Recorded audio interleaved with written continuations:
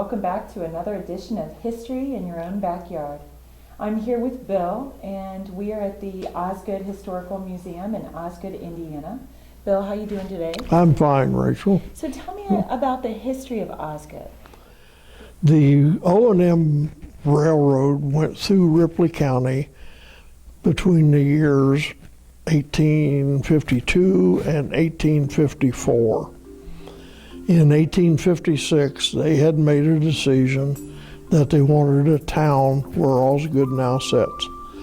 And their regional engineer, whose name was A.L. Osgood, and he had the job of surveying this town. The first person that owned this property received it as a land grant in 1822 from the government, and his name was John Muir. And John sold it to 2 or 3 people, and at that time in history, the property was owned by George Cochran, a man from Aurora. And anyway, he gave the railroad permission, and they started surveying. And as Mr. Roberts described it, it was a very tough job because the land was all native timber yet, and what he described as fox vine. So he said it was very hard to walk through the fallen trees, the standing trees, and the fox vine. And they started out, and where the mini park is today on the south side of the railroad, those were lots 1 and 2. And of course, what do you need at that time more than anything else? The first building built happened to be a tavern, which had blankets for the doors. There weren't even any permanent doors on it. It was just a blanket to push aside.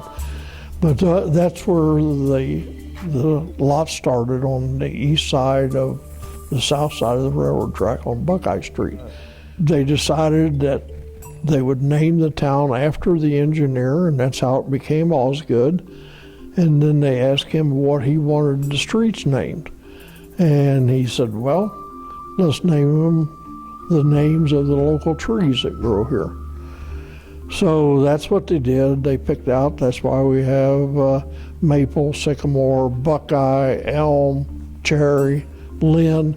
So we have, most of the streets are named after trees. Then when they ran out of local tree names, they started with presidents. Original.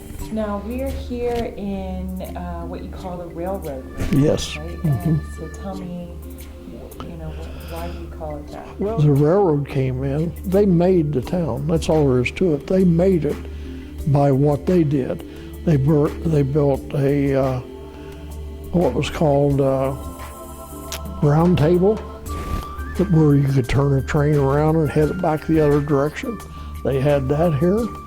They, of course, built a depot, and they had sidings for loading stone and logs.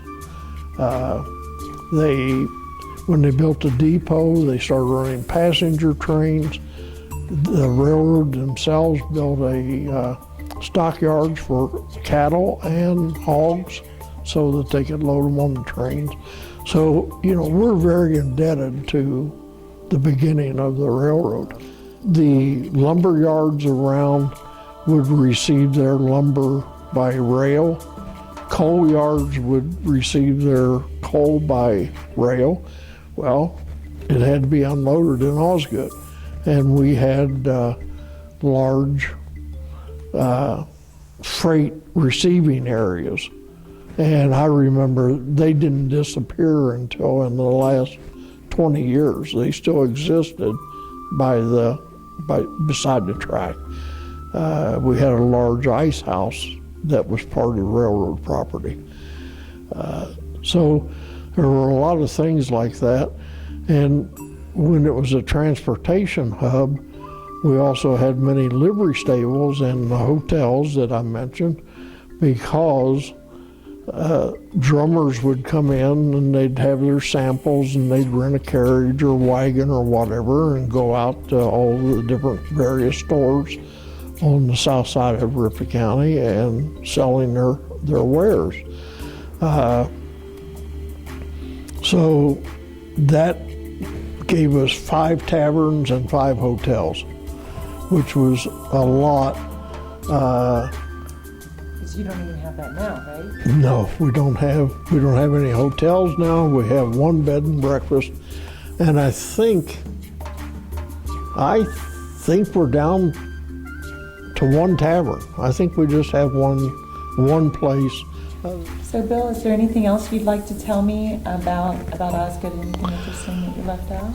Well, one of the main streets that Osgood's always been proud of in the downtown area of our town's existence was Ripley Street.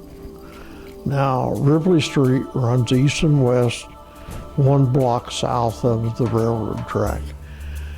In the road through Osgood was a plank road at one time. When Osgood came into existence, the instructions given to Mr. Osgood by the railroad company was lay out a town south of the railroad where the plank road crossed the track. So that was their definition of where Osgood was to be put. So there was a plank road that went from Napoleon to Versailles, and we had a toll booth here in Osgood. There was one at Napoleon.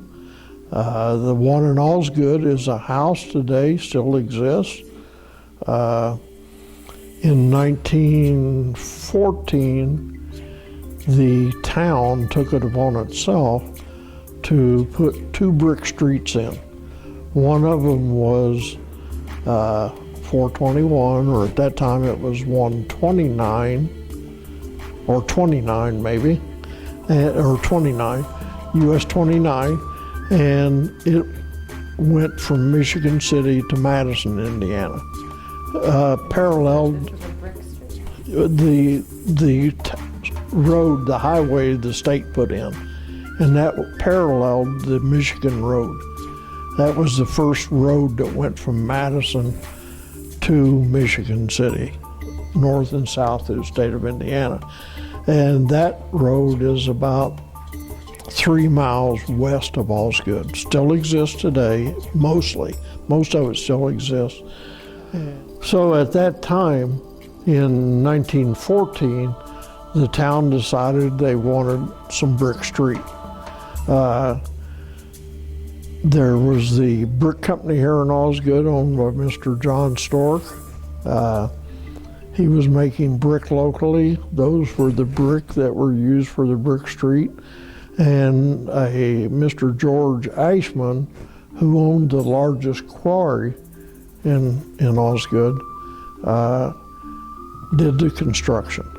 And the brick street went from Walnut Street to Highway 421, or Highway 29 at that time, and from the corner of the Ripley Street, which was the brick street, south 2 blocks. And the state came along and gravelled over their highway section of it, but the town has always maintained what was called the brick street, as just known as that. On that brick street, even though it's only 1 block long, it is probably the most historical street in town. And the Freeman building, which takes up the rest of the block, which is still standing today. And that building has, the facade on it is the first steel facade in Ripley County. It's very much outlines the front of the 2 buildings that it makes up. The post office has been in 3 different locations, twice in the Freeman building, once in the Glasgow building. So there have been fraternal organizations, monument business, grocery business. It's just amazing how many different businesses have existed in that one block. And then, of course, the one thing that we're very proud of yet today is our Carnegie Library that is on Ripley Street, or affectionately known as Brick Street. Thanks, Bill, for coming out and spending time with us today. you. And thank you for joining us for another edition of History in Your Own Backyard. Remember, Travel slowly and stop often.